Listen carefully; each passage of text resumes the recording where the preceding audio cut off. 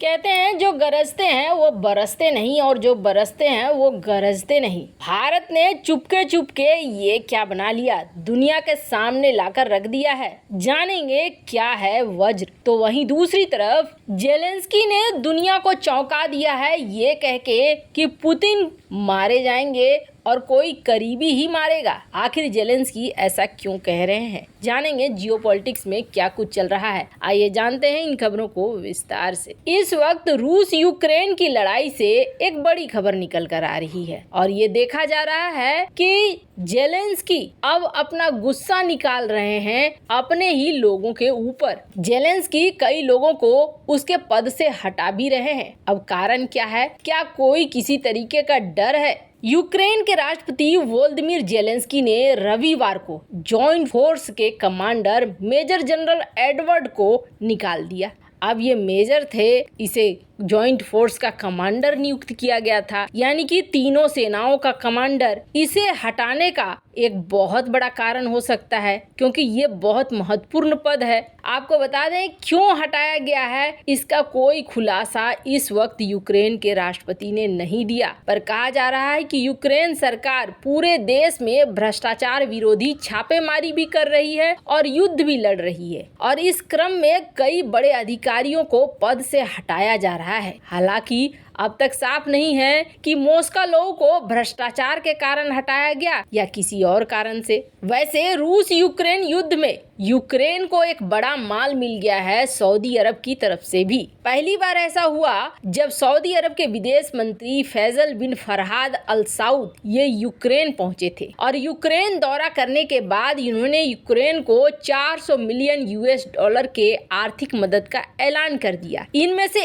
100 million dollar मानवीय सहायता के लिए और 300 मिलियन डॉलर आर्थिक मदद तेल प्रोडक्ट के रूप में दे दी गई है। पहली बात तो ये कि सऊदी अरब ने यूक्रेन की मदद की, ये बात थोड़ा सा अजीब लगी क्योंकि सऊदी अरब और रूस काफी पक्के वाले दोस्त माने जाते हैं, ओपेक में सहयोगी भी हैं और इस सहयोगी के तहत ही कहा जाता है कि तेल की दुनिया में जो दाम बढ़ते हैं और घटते हैं उसका नियंत्रण ओपेक और रूस सऊदी के बल पर ही करते हैं। पर सिर्फ इतना ही नहीं है, अब जेलेंस्की एक नया आरोप लेकर आए हैं सामने। कैसे यूक्रेनी राष्ट्रपति जेलेंस्की का गुस्सा अब अपने सैन्य जनरल पर फूट रहा है। अब ये उसे गद्दार बताना चाहते हैं, भ्रष्टाचारी बताना चाहते हैं या फिर जंग में किसी तरीके की कोई लॉस हुई है जिसकी वजह से ऐसा कर रहे हैं, ये तो खुलासा नहीं किया गया। पर क्या पुतिन के जान को लेकर खतरा है? वैसे आपको बता दें ये काफी बड़े बड़े लोग हैं और इनके जान पर खतरा हमेशा बना रहता है क्योंकि कोई न कोई दुश्मन इनका जरूर रहता है।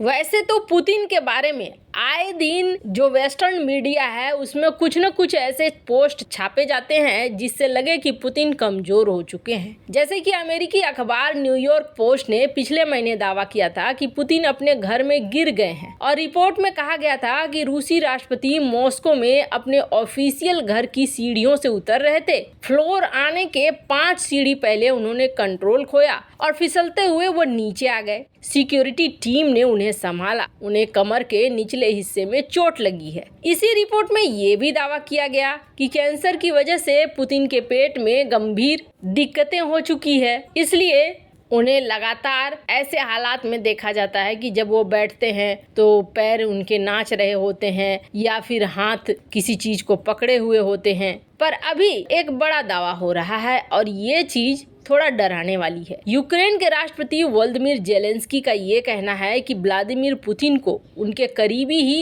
एक दिन मार डालेंगे। जेलेंस्की का ये बयान रूस यूक्रेन जंग पर बनी एक डॉक्यूमेंट्री में है। इसका नाम है ईयर। रूस और यूक्रेन की जंग पिछले साल 26 फरवरी को शुरू हुई थी। इस दिन रूस ने यूक्रेन पर हमला किया था और दोनों ही देश अपनी अपनी जीत के दावे कर रहे हैं। हाल ही में जेलेंस्की को मदद का भरोसा दिलाने के लिए अमेरिका के राष्ट्रपति जो बाइडेन खुद पहुंच गए थे। न्यूज वीक की मैगजीन के मुताबिक इस डॉक्यूमेंट्री में जेलेंस्की ये कह रहे हैं कि वो दिन दूर नहीं है जब पुतिन के करीबी ही उनके खिलाफ काम करने लगेंगे। रूस में उनके खिलाफ आवाज उठेगी। यही वो मौका होगा जब पुतिन का ही कोई करीबी उनका कत्ल कर देगा। उन्हें मेरे शब्द याद रखने चाहिए। हालांकि ये दिन कब आएगा मैं इसके बारे में कुछ नहीं कह सकता हूँ। वैसे आपको बता दें, जेलेंस्की का ये बयान ऐसे समय में आया है जब कुछ मीडिया रिपोर्ट्स ये दावा कर रही हैं कि पुतिन के कुछ करीबी यूक्रेन और देश की बाकी कुछ नीतियों से खुश नहीं है और इसलिए ऐसा कुछ होगा। यूक्रेन में रह रहे रूस के विपक्षी नेता लेया पोनोमारेव ने पिछले महीने दावा किया था कि पुतिन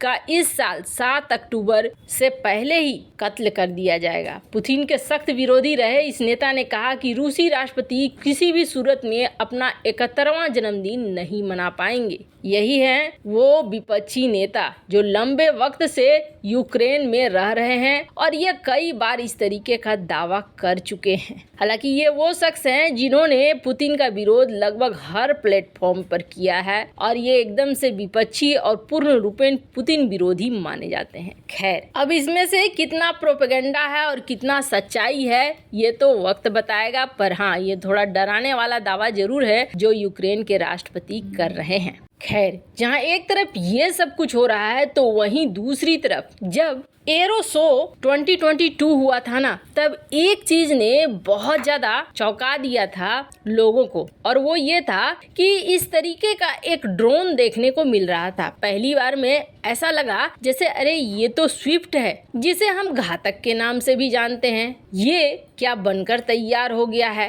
तो आपको बता दें, यहाँ एक बहुत बड़ा खुलासा हो गया। ये स्विफ्ट नहीं था, ये दरअसल वज्र ड्रोन था जिसका मॉकअप रखा गया था एरो इंडिया शो में। देखने से ही ये एक स्टील्थ ड्रोन लग रहा था। गरुड़ा एरो स्पेस द्वारा इसे बनाया गया और जब इसे सामने रखा गया तो सामने नज़ारा देखने से ही लग रहा था कि ये काफी ताकतवर होगा। पर असली खुलासा तब हो गया जब पता चला कि ये ड्रोन अब पहली फ्लाइट के लिए रेडी हो चुका है।